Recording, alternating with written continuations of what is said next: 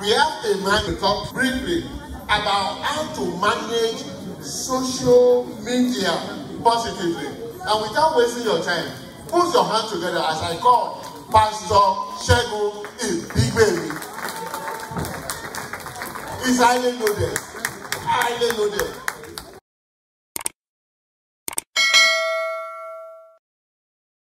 What I've been asked to talk on is managing social media positively for children and the family. And you don't agree with me that social media is something that we cannot run away from now. We find out that even children as young as, I don't know, a few months, 6 months, 7 months, you see them playing with tablets and all that. So it has come to the place where we really can't avoid it. So, as parents and as families, we need to be able to guide our children. We need to be able to guide our young ones on the use of social media. It's so important because whatever we put on social media now can be used to lock us. So it's really serious. That if somebody just writes something on social media and they think it doesn't mean anything, it does mean something. Somebody wrote some, on some platform, just school children, and then they wrote something that, was you can classify as hate crime or as hate words, and they didn't think anything of it. But before you knew it, you went to the school, social workers, the police got involved. The police had to, talk to the parents. They had to write a letter of apology. And they had to ask the other, the family of the other child that they wrote the thing to, whether they wanted to, whether they wanted to file charges. And these are 12, 13, 14-year-olds. And once these things get into the record, it stands against them. It is there for another 40 years. Okay?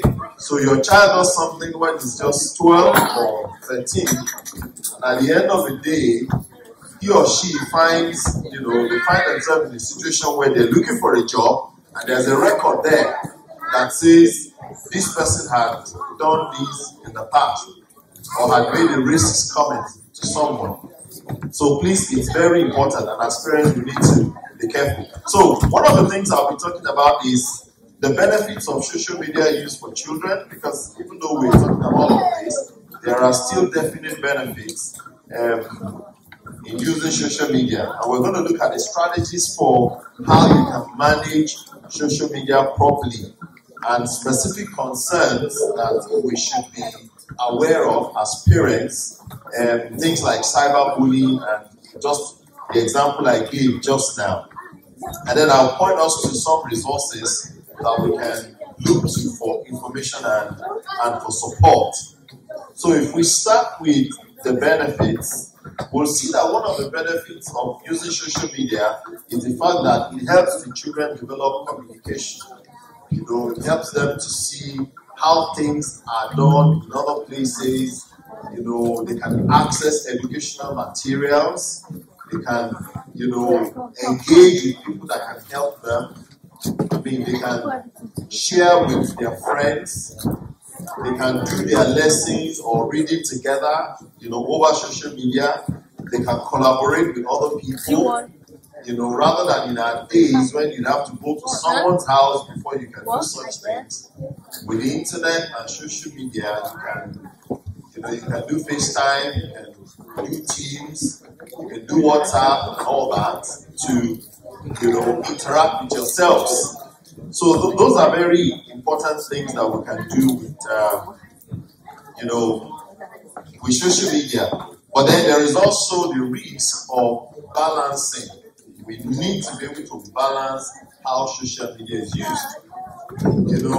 I always feel bad when I see parents who just leave their child to be on the tablet, just for however long they want. And some children now, once you take the tablet from their hands, they put up a tantrum, they cry, they do it because they just want you to give it back to them. And somebody has said that the tablet has become one of the best babysitters, in our world today. Because once you give it to them, the child just minds their business and they don't disturb you. We think that is good.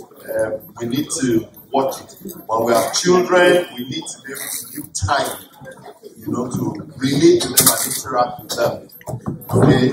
It's very important. We can't just leave them on their own to do whatever they want and, read whatever they want. So it is so important that as parents, we can ensure that our children are not exposed to things that they shouldn't be exposed to. That is really very important. So one of the things that we would also look at is the fact that we can promote healthy relationships, with our children when we help them to manage how they use the internet. Another benefit is that social media can be addictive, and I'm sure that you will agree with me. By the time you pick up your phone and you're looking at Facebook, let me see what, before you know it, you're going from one to the other. And even these days, they will suggest things for you to look at.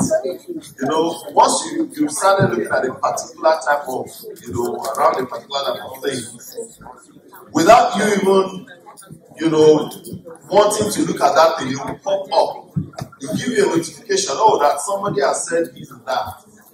And so we really need to be mindful. It can become very addictive. And that's what happens with our children too. They become very addictive, to these things. And then it becomes, you get into the house, sometimes I have some, my in-laws children, they call me dad. So when I go there, sometimes you enter into the house and they are so engrossed with their tablet, they don't even know that somebody has entered the house.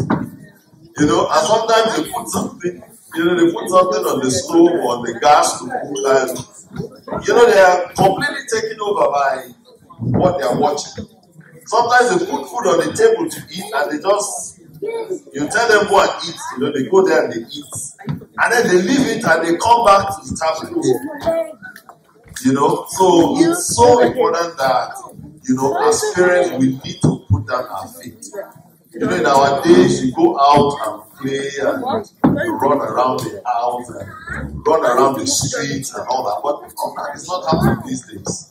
Our children have been affected because they don't have that interaction anymore with other people. Their interaction is more with their tablet and all that. And it's so important that as parents, we can monitor what is happening, to our children. We can monitor what they are looking at. It's so very important because, before you know it, you find out that. So some of the risks, again, cyberbullying is becoming something now, where people speak negatively about other people or talk about them in a way that is not right, and it can cause emotional distress. It can lead to a situation where we have seen people who have gone to commit suicide just because of the things that have been said to them online. So it is so important that we can, as families, we can guide our children, and we can also let our children know what is appropriate behavior online and what is not appropriate behavior. Like that example that I gave is really very close to somebody that we know very well. Okay, and this was just something that looked innocent. They were on the platform and the person just said it. Oh, we don't want this person to come to that party. If this person comes, we will deal with them. Okay? And the parents have to take it off. They have to report to the school, the police have to be involved, and they have to ask, do you want to press charges? Or do you want us to handle it? They have to talk to the parents and all that. So it's very embarrassing. Okay, but above all of that, that's something in this country that can put those children in trouble. Because you find out that whatever you put online now, even though this thing you've taken it down, you've removed it, it is still there. Because somebody could have screenshot it. Okay, somebody could have sent it to someone, and it doesn't take anything. It's just these days WhatsApp has restricted, I think it's only 5 people you can forward something to immediately. Okay? But ultimately you can send something to, and once you send something from here, straight that minute, if it's America, you send it to the person who's looking at it. It can be anywhere in the world. So it becomes so very important that as parents we educate our children. You must know what to post on social media. You must know language that is appropriate. Okay? So it is very important. And then if you see someone who is cyberbullying the other person, you should speak up. Don't be a bystander. And in that case that I'm explaining to us, all the people who were involved, apart from the person that wrote the thing, all of them who were in that group that did not speak up, that did not say, why did you say that? Or you shouldn't be saying that. All of them were speaking to. Pastor Parenting Clinic is the show, the real show. Join me, let us enjoy it together this week, and don't forget to subscribe. Okay, so if you are in a group or somewhere where something like that is going on, quickly make your mind known and say, I'm not part of this, I'm not going to be part of it, and it is on record. So if anything happens, you know that you have voiced your concern. Okay? Because like we said, whatever you put on social media now can be used in a court of law. It's as if you actually said it physically. So that's very important. And we need to know also that there are tools that we can use to monitor these things. If you think your children are too young to handle these things, there is a way you can link their devices to yourself and you can see what's going on. You can see what they're watching. It is very important that as parents we can do this. The other one is concerns around privacy and security. If you are not careful, you find out that social media platforms become a place where people can be stalked. When you're stalked, it means somebody is following you inappropriately. Somebody knows what you're doing and all that. I don't know if we saw the news recently. He was robbed recently. He was robbed, his Rolex, he gave them 76,000 plus pounds. Okay? The wife and him thought they would be killed. And what happened?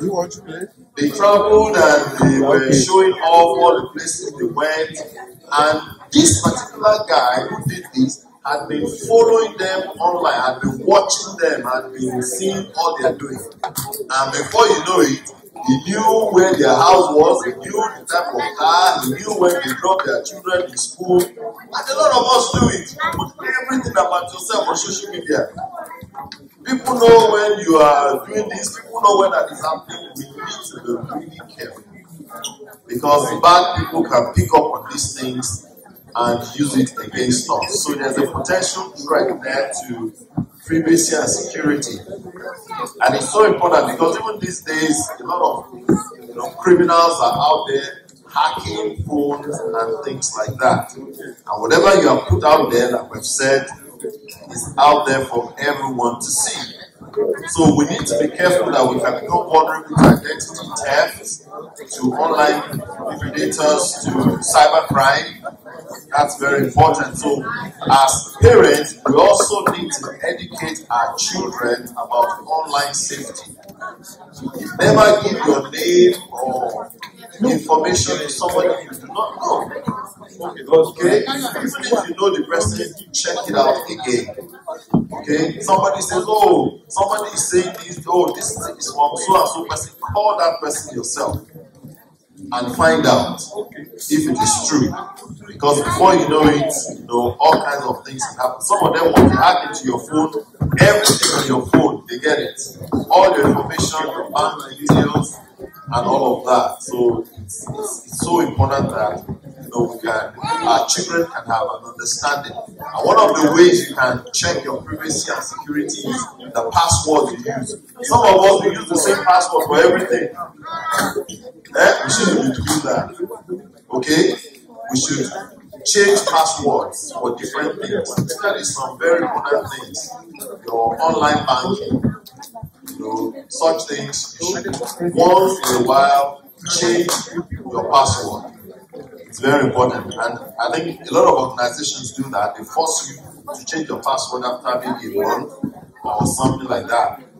So create strong passwords, especially on social media accounts, and then limit the amount of information you share online. It's so important. It's so important. Let's bear that in mind, because I tell you, some strangers, they even know more about you than you think, because you have put everything out there for them.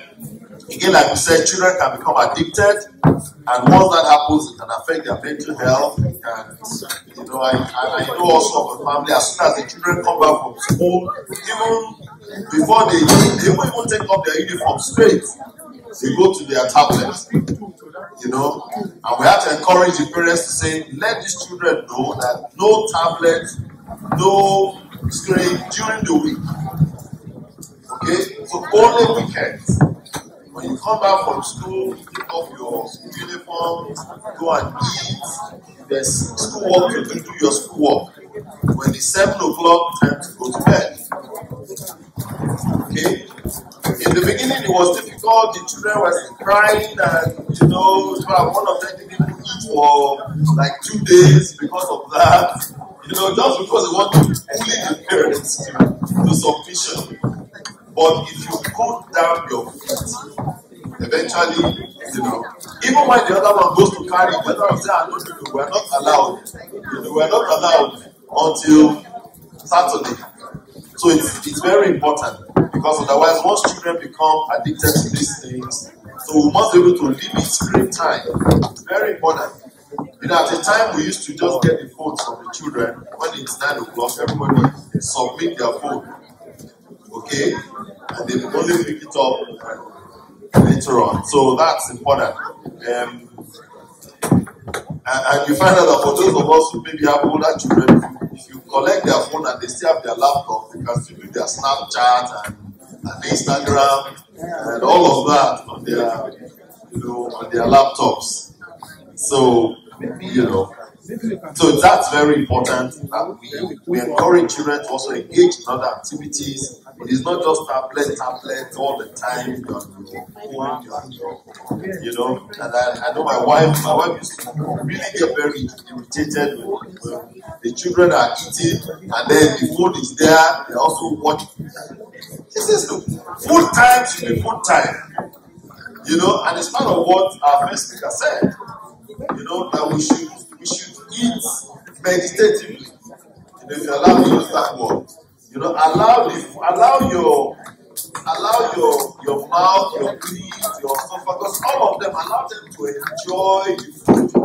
Instead of just rushing it and a lot of the children, they are eating and the food is there.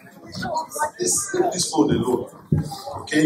So it's so important that we can limit the amount of time that children use on the phone, and it's very important to be helpful for the future. The other thing that is specific concern is inappropriate content. A lot of times you find out that, like we said, children are looking at something, especially if you're watching YouTube, you just find all kinds of adverts will pop up and things like that. So if you're not careful, content that is not appropriate for children, will come on. And we must teach our children to know, when not to focus on such things. And things like violence, things like pornography, will just suddenly pop up, hate speech, and all those sort of things. As parents, we need to be able to control them. And one of the things we can do is we can use parental controls, on our TVs and all that, even on devices. If you buy a device for your child, put parental control on it. Okay? If the child is saying no, then ask him to go and buy it with his own money. Okay? If the child gets to the age where they can buy for themselves, then they are wise enough. Okay? Don't reverse the role. Okay? The child should not become the parent, and the parent becomes the child. Okay? And we see that happening all over the place. Parents cannot talk to their 12 and 13 and 14-year-old anymore. Okay? It is the child that is telling the parent what the parent should do. It shouldn't be like that. As long as the child is under your roof, okay, they should be able to abide by the code of conduct for that house. Parenting without tears. Just what I was looking for. Parenting without tears. I've got my copy. Get yours now. Children, there must be rules. If there are no rules, then everything just goes haywire, like they say. So please, let's establish clear guidelines around the use of social media, time limits, acceptable content, like I've said. There are certain content that is not acceptable. Don't say, oh, I'm just joking. No, when police gets involved, it won't be, I'm just joking. Okay, there should be safety precautions. And one very important thing, please involve your children in this decision. Okay? Let them understand why you're doing it. Okay? Explain to them the implications of them going against what is accepted as good social media etiquette. Okay? It's so very important. Because when the trouble comes, you will not just be there alone, you also will be involved as a parent. So we need to help them understand why we're making those rules. Then we need to also be able to monitor online activity when our children are online. It's very important. Even now that our children are still, are young adults, a lot of times I get interested, so what are you watching? What are you reading? Because when they were younger, I watch everything with them. All the children movies, all the cartoons. Okay? We go to cinema together and all that. In fact, we were watching one just 2 days yesterday. My daughter, one of the ones from I think maybe this was in 2016, 2015, was a series on TV. Dance Steps. So, and she just put one of the series, and we're watching, and I was smiling, and my wife was making fun of me. I said, look at your, telling my daughter, look at your dad, he's smiling, because I just suddenly started remembering, and my daughter and I were discussing, oh, you remember, oh, he did this, and now, oh, he did this, oh, the other series, he did that, so it gives you very good opportunity for interaction with your child, and for discussion. It's just so good that, it's important that we can monitor what they're doing, and we can help them as we monitor it. I mean, the other day, even though, like I said, my children are, they're young adults, and they were watching Love Island, and I sat with them and we were watching together.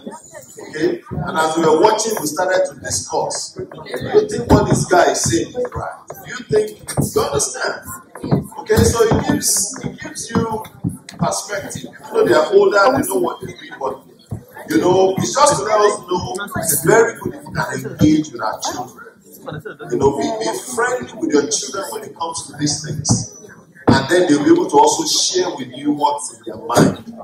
So that's important that we can do that, and we can let our children know that they need to be respectful when they are engaging with people online. You cannot just talk to other people anyhow. And as parents, we need to also set good examples. We need to be role models for the children. We are saying your children should not spend all the time on the phone, and you are always on the phone. And just as I talk about this, I remember, somebody that would know, another family. Every time that this little girl wants to talk with the mom or something, the mom is always on the phone, and not for anything bad, really, either talking to someone and all that. Do you know what this little girl used to do? When the mom puts down the phone, she will pick the phone and go and hide it. I think she must have been about 3 years old at that time, 3 or 4 years old.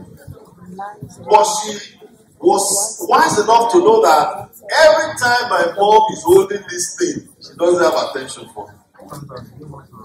And I think about 3 or 4 times she actually put the phone in the toilet. Yes, up to 3 times. maybe about another 3 times to the bin. You know, and we didn't understand it in the beginning. But then later we then saw that, oh, she now associates every time the mother has the phone with, you can't talk to me, I'm not available. And so she thinks if I throw away the phone or hide it, at least you have my child. Okay, so that's so important, you know, that we can have time for interaction and we can be good examples. You know, if you say they shouldn't spend all the time on the phone, you too don't spend all the time on the phone. Okay, so that it becomes easy for you to, you know, to tell them to obey you or do what you want them to do by being a good example. Also, encourage face-to-face interactions.